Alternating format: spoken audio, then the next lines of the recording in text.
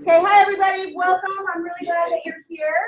And I'm super excited because we have some guests who've never been to Ohio State. Is that right? This is your first visit to Ohio State, both of you? Yeah. It is, yep. So we are going to learn about YourSports, which is a new social network for sports fans, participants who are engaged. So I'd like to introduce you to Eamon. They're going to tell you a little bit about themselves. And they're going to talk to you about what they've created and what they hope to do. And really kind of how social media. Is that me echoing? Might be me. Okay. And how social media, what kind of social media opportunities we may have in sports specifically. So welcome, and any questions you guys have, please just jump in. This is a dialogue, it's not a lecture, so the whole goal of this is that we are a small group that gets to talk about cool things that relate to sports. So welcome, I'm really, really glad you're here. And welcome to the both of you, take it away. All right, well, thank you very much. I'm Eamon Donlan. I'll give you a little bit of background, and we'll probably start with a background on both of us here with Gabrielle, because obviously maybe you'd like to know a little bit of who you're talking to. So, we'll share our screen. But I think ultimately, when we look at the market in general, before we get into anything about, YourSports specifically, it's kind of to pull back and really think from a broad perspective before we get into any details. So I'll toss it over to Gabrielle, who's our partner on this and is integral in kind of the social listening part of the market. And we'll give you a lot of insight today as well. Hey guys, so as Eamon was saying, we're both here to talk to you about kind of the evolving world of sports and how it intersects with social media, and just how important it is to be ahead of the curve. I mean, in 5 years from now, you could be watching sports holographically. So if you're going to have any sort of career in sports, you need to really just be armed with the technologies that people are engaging with now, where audiences are. A couple of years ago, they were saying that social media is the second screen for sports audiences, but now it's really the primary screen. You have like MLB Advanced Media, which is cutting streaming deals. And then a lot of these major sports are cutting streaming deals with like Facebook directly and Twitter, Periscope. So it's really important to just know where your audiences are. So Eamon, did you want to jump into your part of the presentation here? Well, yeah, I mean, why don't you give a little bit of background about yourself, and then I'll do the same. Yes, let me do that. Sorry, I'm just totally talking about the presentation before who I am. So I work at NewsWhip, and we analyze social media metrics for publishers, agencies, and brands to really understand what's going to go viral on social media. There's so many different types of content out there every day. So people are being bombarded with messages. So you're competing not only with other sports content, but like cat memes and GIFs and Kylie Jenner's pregnancy. So it's a real hassle to get yourself heard. So what we do is we look at how people are engaging with content across any industry or demographic, and we help publishers and brands make smarter decisions based on that. Yeah, and so I think one of the interesting things for us when we look at as I mentioned, kind of the broad market perspective. I don't know, by show of hands, how many of you now get your main news sources for news or sports or anything from television? Right. So, I think that, for you, that's actually not a laughable moment, maybe, because it's just society as a whole. That's where we all are. But especially for a guy like me who spent 11 years in TV, and I only left TV really about a year ago. I mean, I left ESPN in 2012. But, overall, throughout my career, I've seen kind of the gamut of change in a very short period of time. Right. And we all knew this was coming. Things at our fingertips. We're all egocentric people as humans, and so if we have the ability to control our lives, we're going to take it. And that's what's happened to the market in general for media in a hurry. So what's the challenge for a market like sport, which drives a lot of it? I mean, I've been fortunate enough to be involved in sport a lot of my career, and it's fun and interesting. I'm sometimes known to say I love sport without the S on the end, because the S on the end is a lot of times an American dollar symbol. I spent 6 years in the States creating content for ESPN, and then went overseas and ran operations for the operation in Dublin and London, to help build out ESPN UK with the Premier League rights and Bundesliga and rugby and all the European sporting events, in addition to all the American rights that we were broadcasting over there, and having the perspective of seeing America and the sporting world from an international perspective. And then went to Hawaii for 3 years as well. So I was actually off mainland US for about 8 years. And, it's an interesting market change to see it from afar and from up close. And it creates opportunity for all of, the next generation of creators, media people, sports personalities, athletes. We all have the ability to create on our own. And we have this, catchphrases, whatever you will, and whatever your thoughts are about the status of where society is now, and if you agree with the fourth industrial revolution mantra. But we are shifting pretty quickly through using the technologies into the physical world, right? Whether it's 3D printing or other elements with wearable technology and VR, or virtual reality. So there are so many elements that are now quickly coming into our day-to-day life. And this stat here is one of those mind-boggling ones that you maybe have seen before. When kind of Google became the go-to for everything, all of a sudden data became such an important part. The brilliance of Apple and Steve Jobs was probably singular. I mean, it was simplifying the world. And marketing, the brilliance was the marketing made you feel like you had an emotional connection to a physical device in your pocket. And that emotional connection has made us feel like we can't live without it. That's created problems for those of us raising children. But, in the general scheme of things, we're creating so much data that now we're all living in the data world. And now we have, security issues and protection rights issues, that we're split down the middle on a lot of issues beyond the political landscape on all of these things. Which one, where does the responsibility lie? Is it in the public sector, in the corporate environment, on the private side to protect the individuals in society, and where do we use this data for good, and where do we have pitfalls with our flaws as human beings? So information is now the currency, right? I mean, you are seeing the transfer of information being a large part of the currency in our society. And as people that are looking to get into the sports arena, you'll notice, as you can see with the NCAA over the last few days, that leads us rife with potential issues if there isn't a system in place that serves the masses in an efficient manner. So, when we think creatively and cognitively, let's frame the market, right? Okay, there's national television broadcast rights revenue, which you all raise your hand and say you don't get your information from there. But, the kind of, strange part of the dichotomy here is this drives the engine. Without this money, sports don't exist as they do today. Paying for a ticket is not going to pay the bills of these athletes. So, in the end, the overall ecosystem is what's at risk here. And maybe when you make the decision to use someone else's password on Netflix or on DirecTV to watch a sporting event, you maybe don't realize the impact you're having on the overall ecosystem, which, of course, as a generation, you don't care because it's not helping you anyway. And it's the same thing with Uber's model, right? So it's where are we fracturing and where are we hurting? I mean, these guys are not hurting for cash. Don't get me wrong. I'm not saying feel bad for the professional sports ranks, but for all of us in general, how we consume information and content is shifting so quickly that it's very hard for people to even change, which is why Facebook's grabbing in, Amazon's grabbing in to the sporting arena. Everybody's trying to get a hold of live sports rights because they're one of the last things that are appointment viewing, right? Which was a trending topic 5 years ago and is becoming the only topic now, because everything else you can watch whenever you like. So there's another piece of this that I want to bring into the conversation before I toss back over to Gabrielle to give you some insight, and then we're going to have a kind of an exercise for you to get a bit more involved.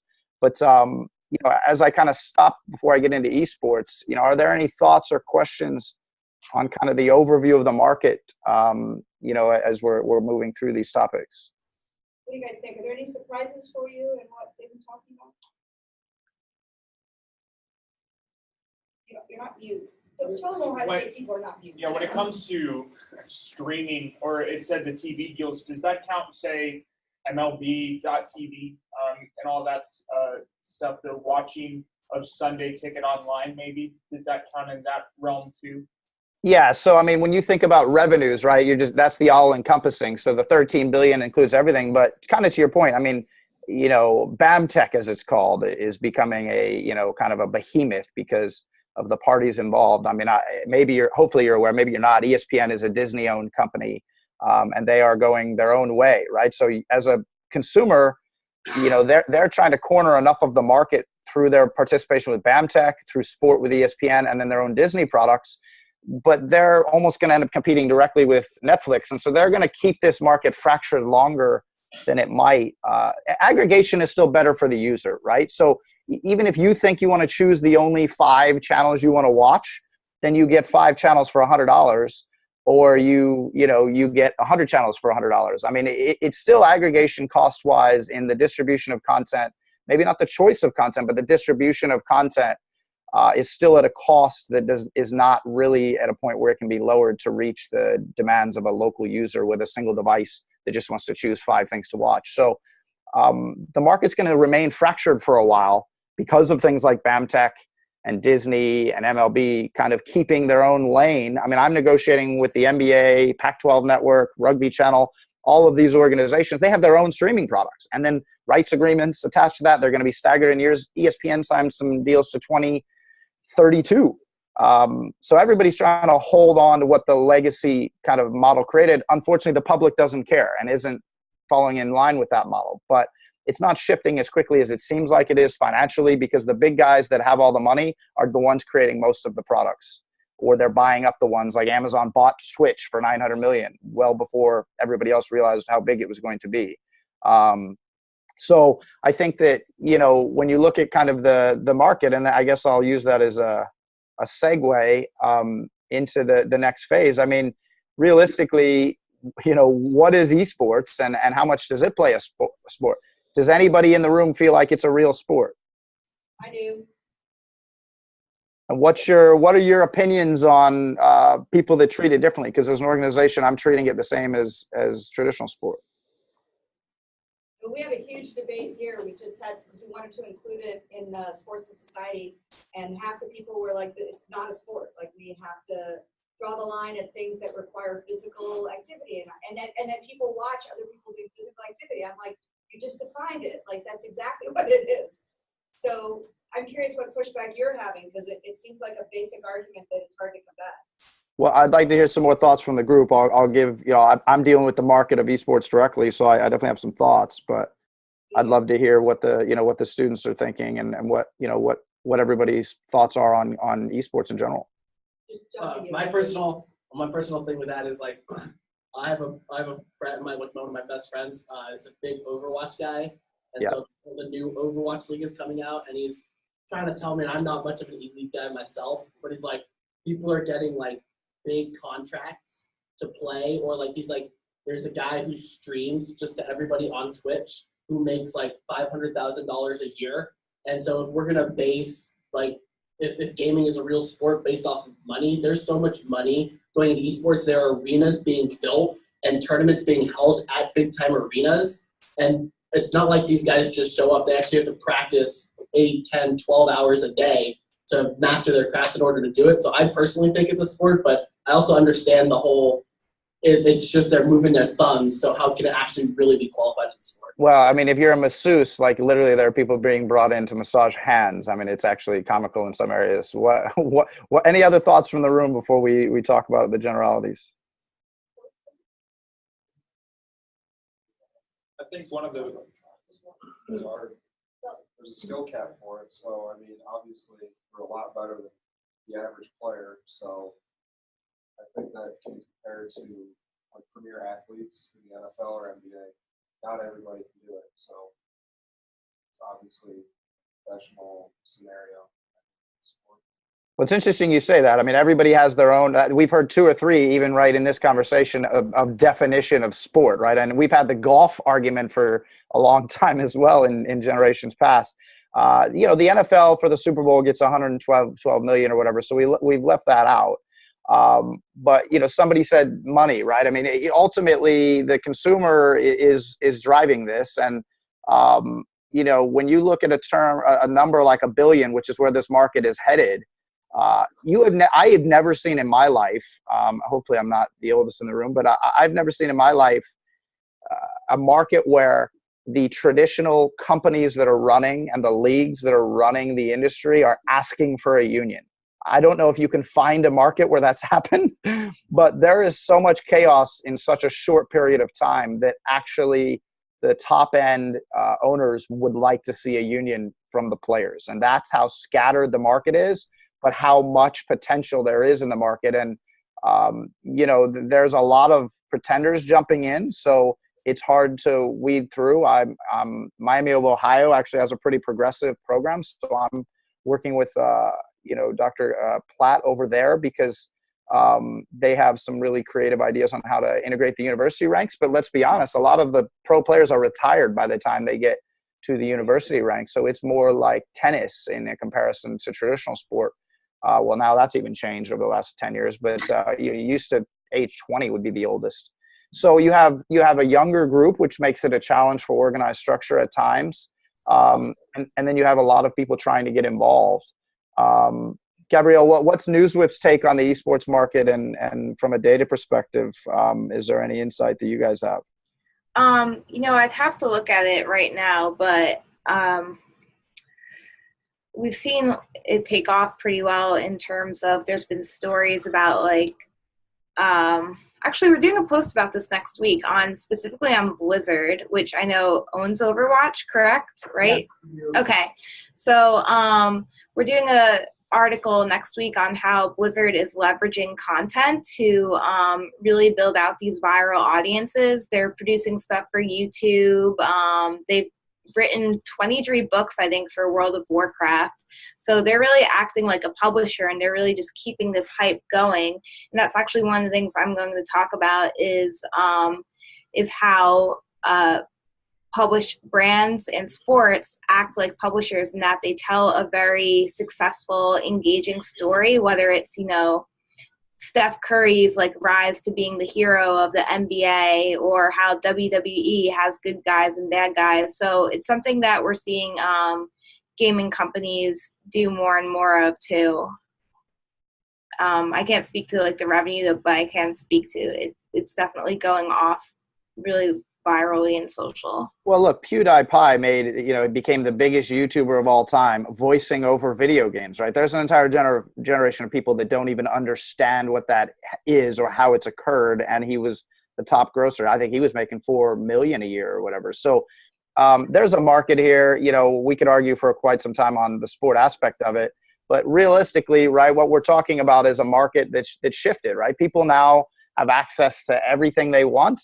And so it's a consumer-driven society in every way, and the consumers are driving esports as a part of the overall sports market. NBA teams are investing now. As soon as you start to kind of look under the hood of esports, you realize that it's integrated into the sports world, and a lot of people still think esports are like Madden, right? They don't realize what Overwatch and that all of the other action games are a part of the esports environment. But ultimately, no matter what you're doing socially, and as we move out of the market and into specifics, content is always going to be king, no matter what you do, even if customer is your king at the end because you're a service company.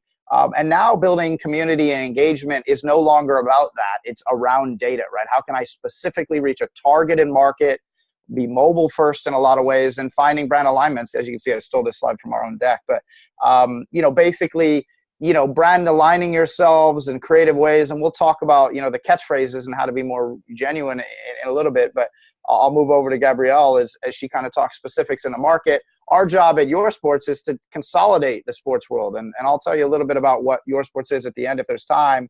But, we're basically an IMDb for sports that's networked together instead of teams, players, and organizations being separate. So we'll get into that in a little bit. But simplifying things has now got to be the way. Aggregation, simplification, there's enough out there. And doing that in a strategic fashion, knowing your channels and knowing your audience. And I'll toss over to Gabrielle for the specifics.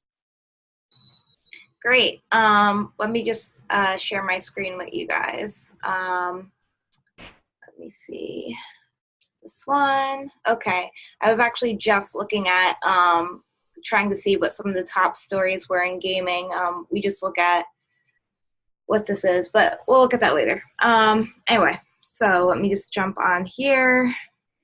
Cool. So as I was saying, what we do is we look at what's going viral on social media, and social media is playing a really large role in sports now. So I was kind of mentioning this earlier. The challenge right now is, everyone's on social media. Facebook has 2 billion users. That's a fourth of the world's population. Instagram just hit 800 million, with 100 million of those just joining in the past 5 months. So social media isn't slowing down at all. And the problem is that people's attention spans have decreased, like that very grumpy goldfish there. That's about our average attention span, 8 seconds, and people spend a lot more time on social media. It's only going to get bigger.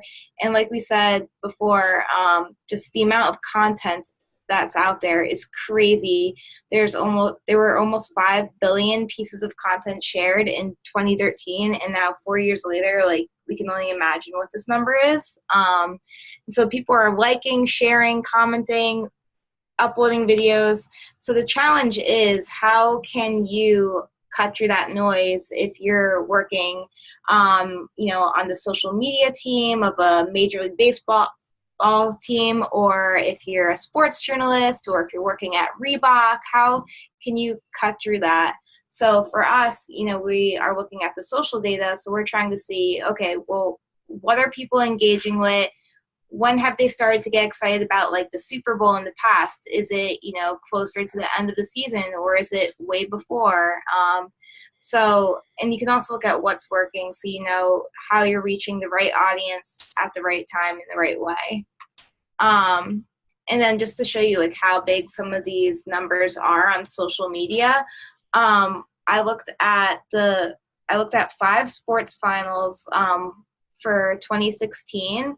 And how they drove engagements across Facebook, Twitter, LinkedIn, and Pinterest. As you can see here, in February, the Super Bowl was driving over 40 million Facebook engagements. And that was just on content published to websites about the Super Bowl. It wasn't even including native Facebook posts or Instagram posts. So there's a lot of different tactics to be aware of for reaching a sports audience.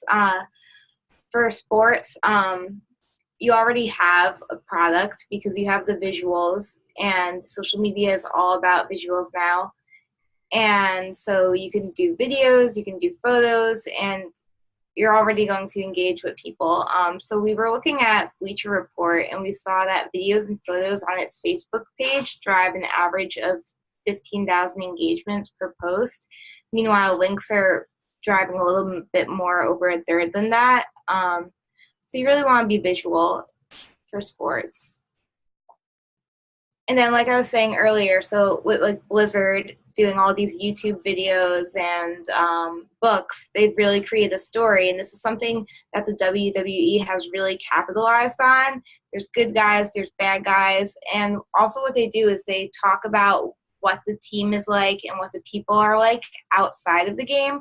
So even though John Cena proposed to Nikki Bella at a WWE match, that's still something more about his personal life. So they're creating these narratives around people to follow. Just think of Tom Brady, Derek Jeter, Steph Curry, Cristiano Ronaldo. Every sport has a hero and a legacy that people want to be part of. People want to be part of those moments. What also does well is encouraging players to have their own voice on social media and kind of quoting that. So Roberto Luongo in the NHL, he has a pretty provocative Twitter feed. So on the right here, I have some examples. One where he's like, me and Tom Brady have a combined 5 championships, #blessed. He posts a lot of stuff like that. So it's amazing. Some things that are indecent to share, but it's great.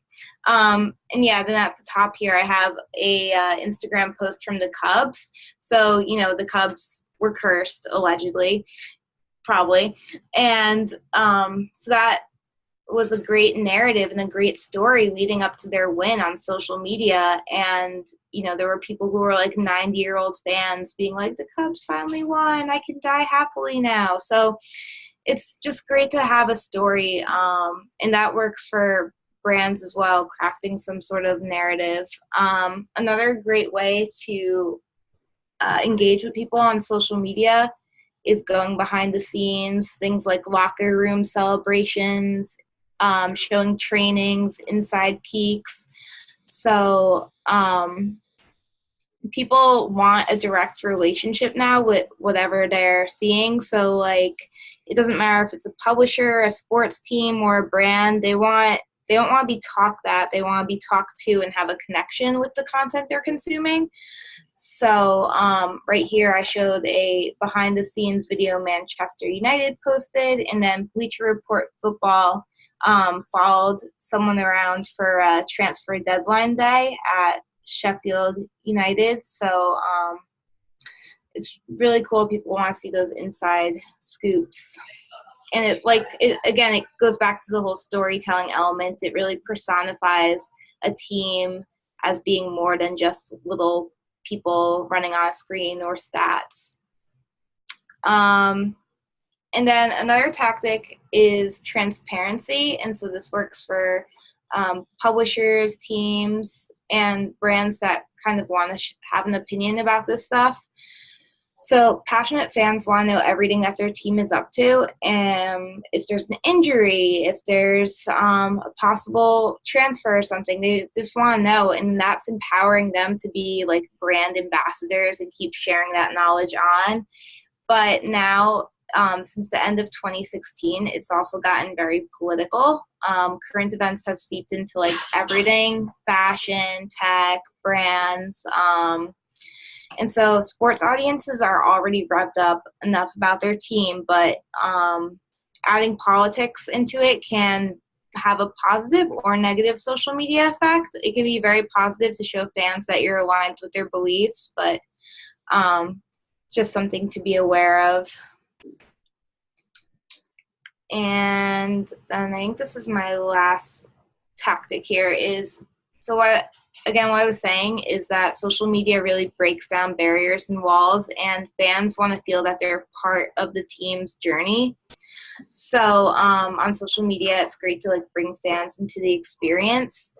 And this could be like actually showing something a fan did. So like Mike Trout of the Dodgers will retweet things from fans a lot. So up on the top right here, he retweeted a fan showing off her son's like love for Trout. And the Angels, not the Dodgers, my bad. Sorry, I can't keep the Cali teams straight. It's the New York rivalry. Yeah, so that's one of them. Also, like a publisher, two of the publishers did this here, where 433 showed a Vietnamese fan chasing an Arsenal bus for 5 miles and then being like allowed to celebrate with the players when he finally caught up. And then also just like asking audiences their opinion or asking them to participate, kind of gamifying their social media experience is also a really great tactic. So we see Bleacher Report, Goal, ESPN do this a lot by like asking who's the best or how did that person do. So yeah, those were all the tactics I have, and I'm sure we'll share this deck around, but again, it's just, you can't ignore social media no matter where you're working in sports. If you want to be a journalist, a PR professional, a marketer, you just have to be aware of how fans are engaging because they're all there. They're all waiting for good content, so you have to engage with them. I'm sorry, it's getting a little loud here, so I'll let Iman, do you want to jump in here? Yeah, sure. I mean, am I sharing screen now? So I think, when we kind of look at, the, kind of specifics now, right? What's this matter to you as coming into, the market? Social listening, very important. But what we really wanted to talk to you about today is how do you manage that process? And not everybody has behind the scenes footage of Man United, of course. So these are concepts for the market itself. But, YourSports is a platform that is networked. And so I'll just show you one quick thing, because I'd rather get into the assignment than talk about our own organization. You can obviously explore us another time, but the NBA is separate from every team and every player on every social media platform. They've actually signed up separately. They're not necessarily directly related to each other. So when you look at our platform, the teams are networked to the league. The league is then networked down to the player level. And then you have the player level that is networked all the way down to their history. And we are working all the way down to the youth levels now. Steph Curry is played, at all the way down to Charlotte Christian. He's sponsored by Clorox and Under Armour. He's won, obviously, lots of awards. He belongs to individual groups, Pisces, You're the Dragon. So, when you're looking at data, I'll use one other example. I mean, LeBron James, we have the cars he owns, and the personality types he's in as well. JaVale McGee on the Warriors as well has a Sphinx cat, right? I mean, why would that be in a sports website? Well, it's an affinity group, and if you have a Sphinx cat, you might want to associate with other people that do. So that might be appealing to a PetSmart to know that you went to a high school, live in a certain city, and have a Sphinx cat. So I think that there's a lot of things data-wise in the sports world that are driving the overall ecosystem. We're building a platform that's connected all the way through. So if you have a youth club and you tag something on our channel, instead of like Instagram where LeBron James hashtag is everything, the idea here is to keep it more controlled, that LeBron James feed will actually be about LeBron James. And eventually at scale, people will sign up themselves. And, when you look at kind of the mobile aspect to it, when you're inviting people to do things, right, look at the options now available. I mean, we have to code for each of these. It's a nightmare. But when I just want to share this one article, I could share it in a million ways, but most of them are direct messaging nowadays, right? You're not sharing on Facebook and Twitter, maybe even as often as you were sharing on WhatsApp or text or email. So, there's a lot of different ways to share. Our assignment to you as a group today is individually, maybe, take out your phone or a piece of paper and write down something about this. How many of you have crafted your own personal brand by a show of hands online and have a strategy to your social media posting?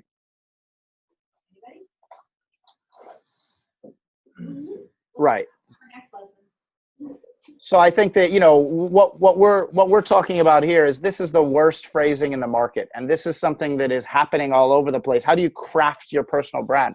Well, hopefully most university students are above that level of conversation, but this is what's happening, right? I mean, this is what people are saying and talking about in a lot of different ways. And rather than having it be about crafting your personal brand, it's about finding ways to represent yourself in the market professionally. So if you want to get into sports in some capacity, it doesn't have to be one of these two venues. This is just for this exercise.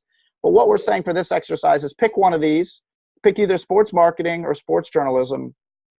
And then pick an existing brand in the marketing world. It could be any brand associated with sports, from a team itself all the way to Clorox or Under Armour or Nike or a brand specifically. Something in the sports world that you would want to come up with an idea to how to market it and how to choose a platform and choose it strategically, right? YourSports is a young emerging platform. You've never heard of it. So you're only going to choose it if you feel like diehard sports fans or people that have a strong affinity to a certain team, because it's a more narrow focus platform would be an option for you. Instagram is amazing for video and obviously for photography, but what elements from the engagement sign are helpful? Is putting a link in bio going to be effective for you? Do you really need the links? But as the numbers that Gabrielle just showed you, if you're going to Facebook with them, then you're going to get a lot less traction than a video, but you need traffic back on your site to your brand. Is branding more important than traffic? So there's so many things to factor in from a marketing perspective or a journalist, that what we're saying is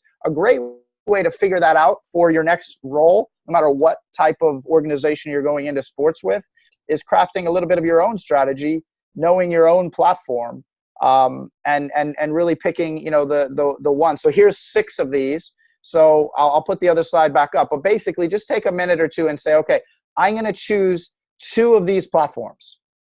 I'm going to choose 2 of these for the brand or organization or media outlet I've chosen. And I'm going to pick 2 of these platforms. And why would I choose them for this outlet?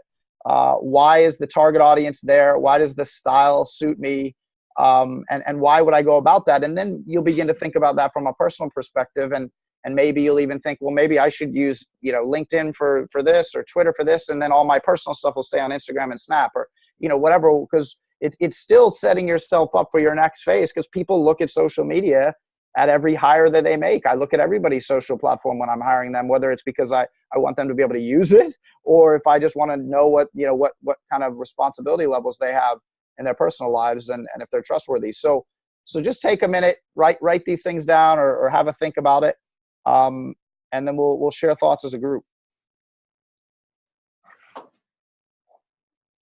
You guys can write on the tables. There's little markers in front of you.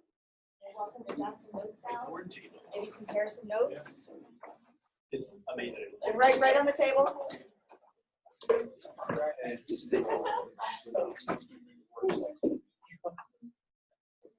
Are you like the option? Okay. I think that's the first thing. We'll just do an option.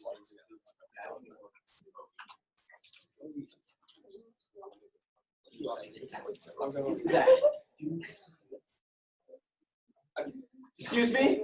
Yep. Could you maybe rephrase the prompts for just what you want us to do? A couple of us are a little bit confused. Sure. So if you choose sports marketing, choose a brand that you want to put on social media and represent. So you're going to, promote the brand on social media. If you choose Nike, you say, okay, I've chosen Nike because I'm choosing sports marketing, and I'm going to represent Nike. And I think Nike is best suited to use Snapchat and Instagram to promote their products and reach a target audience, and why. The question is the why you choose that. Does that make sense? Yes, it does. Thank you. All right, I'm going to be on freeze time. We're all on freeze time. Cool. I don't know. I mean, you can do your own thing. Yeah. Yeah, it's a lot of. What brand do you want to Yeah, I love it. Okay, good. Okay, so Okay, 8 seconds has passed, so my attention span is gone. So pick something. If you haven't picked a brand, you have 8 seconds to pick a brand. I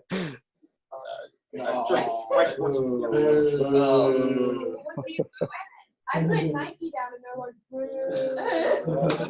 yes, that's a crisis comm thing we think about. I like it. I don't know. You already All right, I'm moving the slides so we can pick the platforms. Pick. All right, I think they're ready. All right, so let's have a voracious volunteer here, and share your thoughts on why you made the decisions you made. I chose option 2. I did Vice Sports because it's very heavy in features rather than the scores and telling of the games.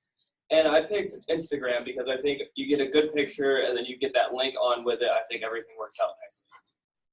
You're not averse to clicking on links on Instagram then, going up to the bio? I like to put my links on my actual Instagram post if I have a story with it. Gotcha. Anybody else? we did New Balance and we chose Facebook to market. Oh, we did option 1 with sports marketing. But we chose New Balance and we're going to advertise to them on like Facebook. So I feel like that's more of a maybe older group of people buying New Balance. Advertise to them on Facebook. They'll more likely have a Facebook than like an Instagram or Twitter. I take offense to that.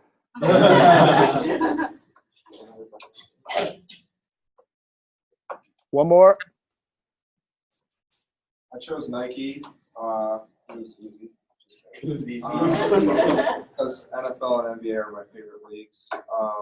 It's very easily recognizable, so I chose Instagram to advertise on, not advertise to feature on, because a lot of Nike's apparel is very easily recognizable with their logo and just the sleekness of it.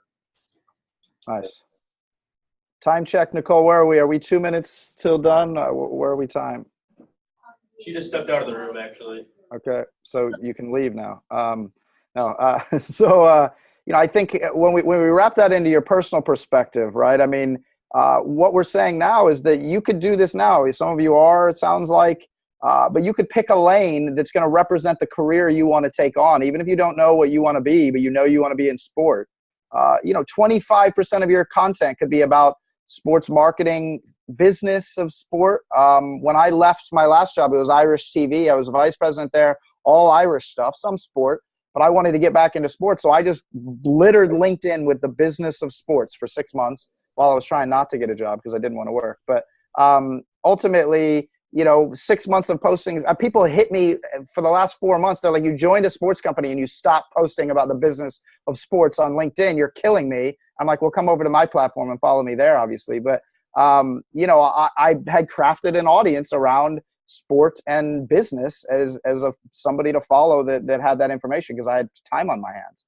And so, I crafted that in my spare time. And I think that's kind of the idea here, is that you can be doing some of that. Could be kinesiology for a student that's in the medical field, but it's sport related. I mean, it could be anything, but 25% of the content or a whole channel could be a channel that you show to employers when you're coming out of university and say, hey, look what I've been doing. I have 500 followers or 1,500 followers, and I post all around consistent messaging, the way that Gabrielle had laid out, around specific strategies. And you can do that for yourself and understand the market a little bit, right? I mean, we'll share this deck with you, and I'm happy to be a resource for you. We're building a mentorship program together with Newswhip on some things. So we're happy to be a resource for you as well if you have questions to follow up. But look at the market. Okay, what we know about Facebook. Well, what are the other ones? Does anyone even know what the ones are overseas? And Line, that's massive, I think, in Japan. And then where are we headed? What's the next phase of this crazy world beyond 3D products and virtual reality and wearable technologies? Blockchain may not be the complete future, but it's certainly really impacting the financial tech world and not in sport yet. But I'm trying to figure out some ways to bring it into our platform. It's about decentralized nature. So you could actually reward curators, the people that rise the content up to the top of the feeds and social media, and reward the creators as well, which is what we're working on at YourSports, is trying to find a way to reward the people actually driving the social engine, crazy enough, and not charging them to reach their own audience. So, what we're trying to figure out is creative ways that we could use these latest technologies.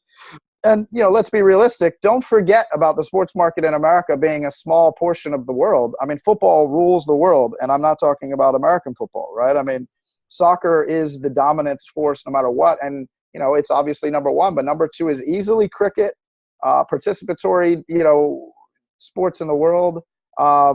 There's some surprising figures here, right? So just realize that there's opportunity for you. The reason I made YourSports focus on soccer, basketball, esports, GAA, and rugby when I came in was because those are the most international scale. They want me to go to London in 2-3 years and build out the market. And so that's what you have to do, is look at international scale. The clutter of social is helping us as a business because people are ready for a sports-only environment or specific channels that don't involve the politics that we've seen even over the last week. But let's not lose sight of the scope of sport and maybe why you're all wanting to get into the industry. You want to feed your families as you're older and find something fun to do when you're younger. But sport has a real power that inspires us, does so many things in our lives. It permeates our lives in so many ways. Even those that don't want anything to do with sport, end up with it around them, which is why there's a business model for YourSports as well, because people are tired of sports filling up their Facebook feeds on Sundays, and if they're not on Twitter, it's impeding their lives in some other areas. So, there's room for everybody in these markets, and we all have the ability to control what we consume nowadays.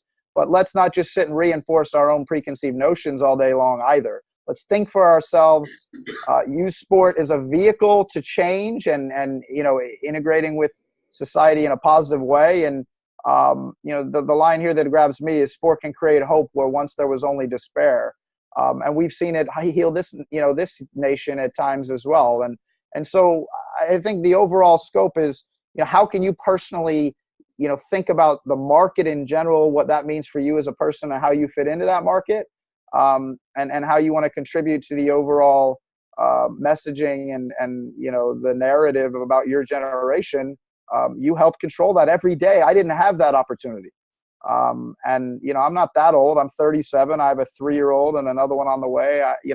I'm thinking about everything you're going through right now. I don't even know if my son's going to go to college. He might go to trade school at this stage, But so, it's a shifting market, but you have control over a lot, and you have an opportunity at a younger age to take control of that more frequently. So I'll open up the floor for questions to Gabrielle and myself on anything that you guys have, and we appreciate you guys taking the time today. Yeah, I have a question. So when we're kind of trying to develop our brand, especially kind of, going into social media, trying to become, well, in my case, a sports journalist, but just getting into the sport industry in general, what kind of is your best piece of advice to kind of, start building it early on, so when people, try and find jobs, they look at your social media and say, yeah, this guy is someone that we can use, especially because of his sports media. Well, I mean, I'll let Gabrielle answer from a data perspective, but, look, I've been hiring and firing this generation for 10, 15 years now. I built a 75-person team in London, and that was building quickly. So that was a check on social just to see if they were trustworthy, and mostly hiring people that were experienced. When I hire the younger generation, I look to see how they use their social media. My answer to you is this slide. Do not use the phrase creating your personal brand ever again in your life. Just be you and live by the golden rule. And I'm working with another startup company. It's a 21-year-old brilliant mind building a great distribution, 16 million impressions a month on social. And he keeps saying to me, how can I get the next guy to partner with me? And I said, just be nice to him and support him on social, and not have everything be a strategy, right? You need a strategy overall. So set your strategy at the beginning. I'm going to go in this lane. It's going to be about sports and this topic. I'm going to stay somewhat consistent in that space. So you can I have an identity. Don't just be all things to all people, or say, I like the Dodgers and I'm going to post about the Dodgers. Pick a lane even in the Dodgers or the Mets or whatever it is you're posting about. Even if you're going to do journalistic content, try to have an identity for a portion of it. If you're a sports writer and you want to write about all sports, fine. But the deeper you go in one category and the more knowledge you have specifically, even if it feels like it's limiting you long-term, boy, I want to be known for all sports. Pick one area, be really good at that sport, that team, that element of society, that business side, or the social side of sports, whatever it is, get really good at something, and then you can grow into the other things. So pick a lane for 25% of your posts or 100% of your posts with a strategic fashion, but just be nice to other people, support their ideas, pick other people that are in your same space, build an audience around the environment that you want to be growing into, support those people, reach out to them on social, join our mentorship program, I have a deal with the Writers Associations of basketball, baseball, and football now that we're going to roll out soon, and it's $50 for the year. Now, if you're not writing for a publication, it's tough to get in there, but introing, getting to know current people in the industry, asking them for advice, building your network, and creating good content are all of the ways to, to kind of craft that strategy, but have some consistency. I don't even care what it is. Just be consistent with what it is to create that kind of, strategy around it. And maybe Gabrielle has some thoughts in addition to what she showed earlier on kind of the specifics on how to build a strategy. Yeah, from a data perspective, everything you're saying is backed up. The internet was really made for niches. Social media was made for niches.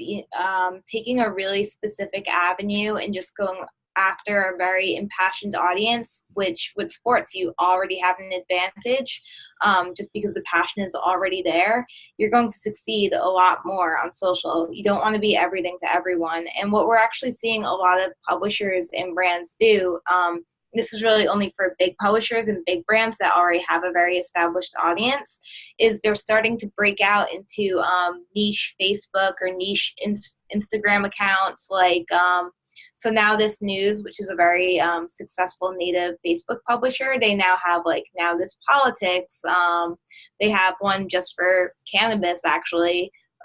Interestingly enough, that's another niche that's taking off. But yeah, if you look at the success of Reddit, it all comes down to those really niche subreddits with those audiences there. So, key to any success, I think, is really knowing your audience. What value are you going to deliver to them in terms of content or advertising or any messaging that's going to be in front of them? Think to yourself, is this something I would care about? Why am I seeing this? Why would I want to be seeing this on social media or wherever I'm running into it? That's really, really key.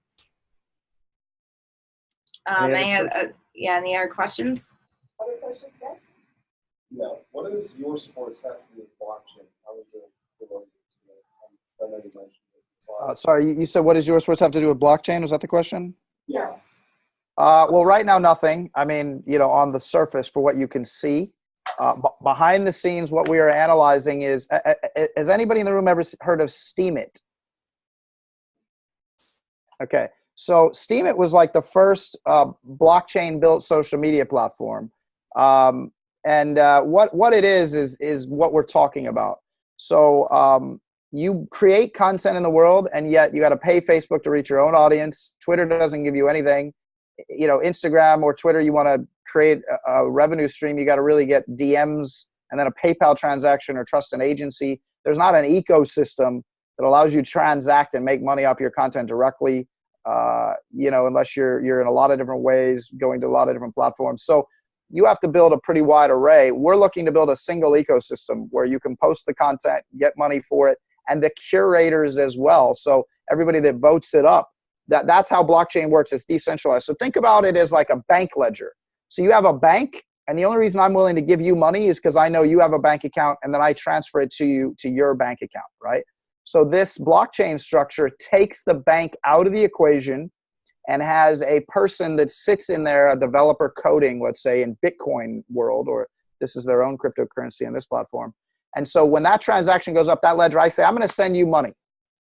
And then the person coding looks at that ledger, looks at our backgrounds, and then verifies that transaction and says, yeah, this is a valid transaction. When the transaction then occurs without needing a bank as an intermediary, then that person gets a little bit of cash for doing that work within the ecosystem of the decentralized structure. So instead of going through a centralized bank, it's a decentralized society where you have access to sending me money without having to have an institution.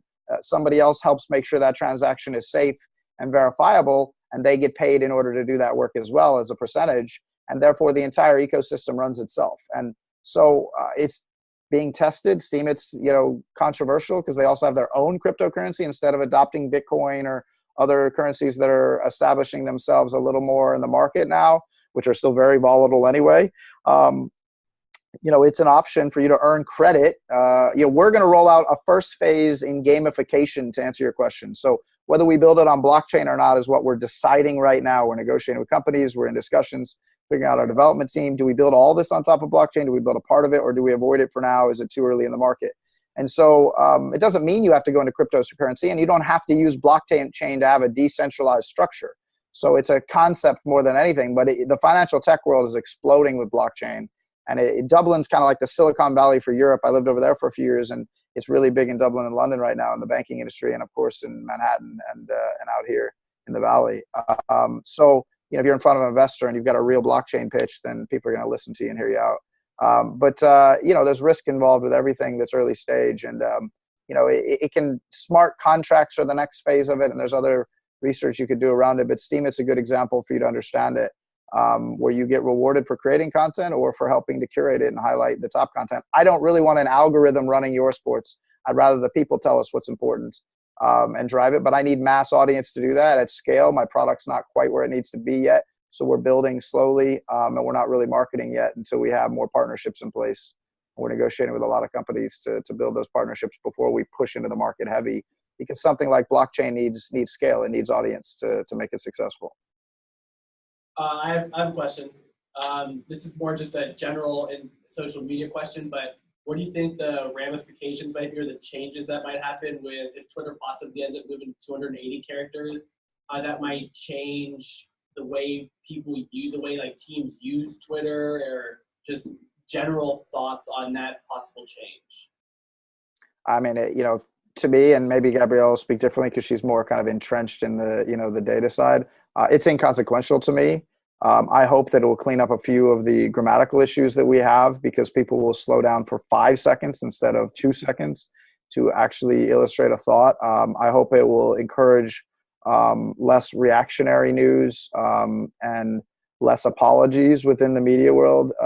Twitter has created probably more apologies and lies. Oh, someone else hacked my account, than anything in history. So I hope that it creates more provocative conversation and allows us to, maybe get our attention span back up to 10 seconds. But I've contributed to that attention span, right? I'm known as, I produced for SportsCenter and NFL Countdown and everything when we went from one video shot as you go to break to tell the viewer to come back to 15 shots.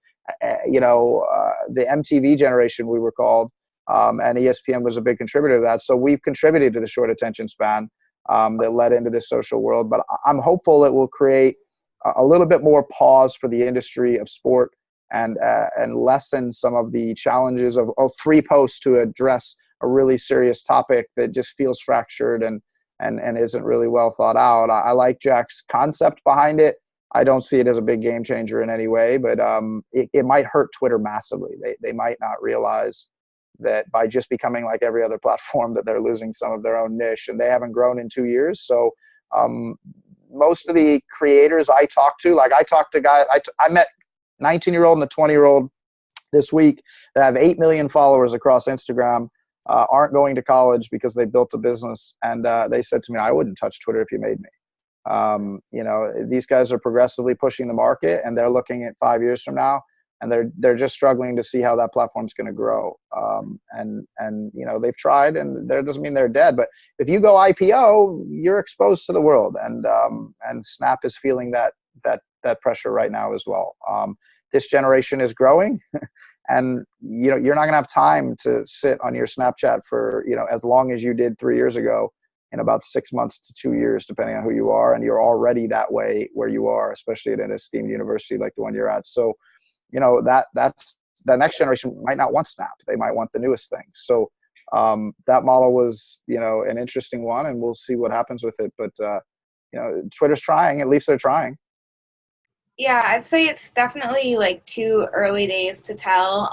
Just from what we've seen with any platform rolling out a new feature. Facebook came out with the reaction metric early last spring, and at first hardly anyone was using it.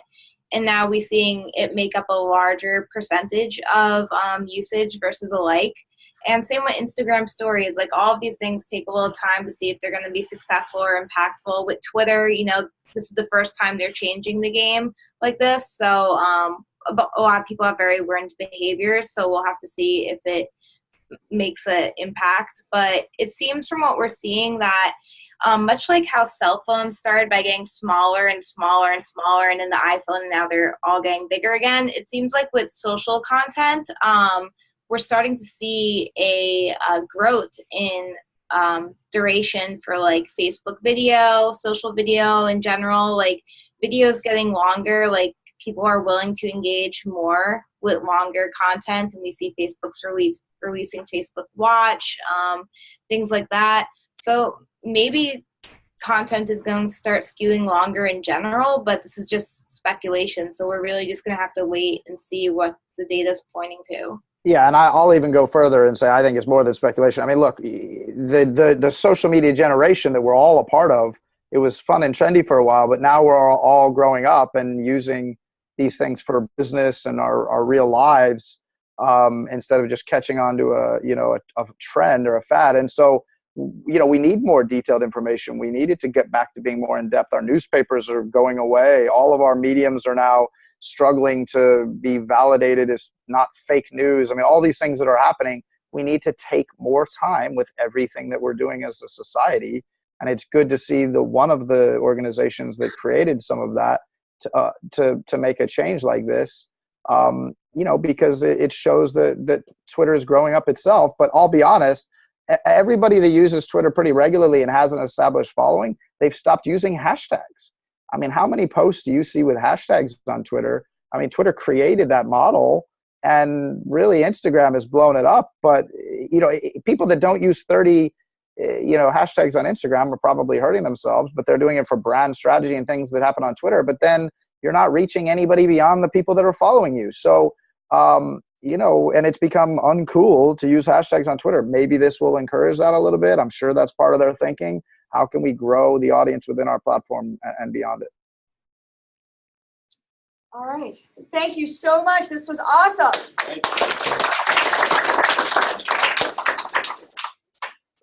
All right. So we're all going to follow you on Twitter, even though it's passé probably. And I'm hoping that we can talk a little bit further about the mentorship. I mean, if we can maybe talk offline about that and figure out. Eamon has made the offer that we can match you guys up with mentors as it relates to YourSports, and we'd like to do that as a pilot, utilizing this opportunity that we have here with sports media and then with all of you who have attended here today. So we have all your information. I'll be in touch with Eamon, and then we'll be in touch with you. Thank you so much, both of you. We really appreciate your time, and I'll make sure to send you a link to the video. Thank you. Thanks everyone for listening to us. Yep. Thanks for the time today. Good to chat. Have a good one.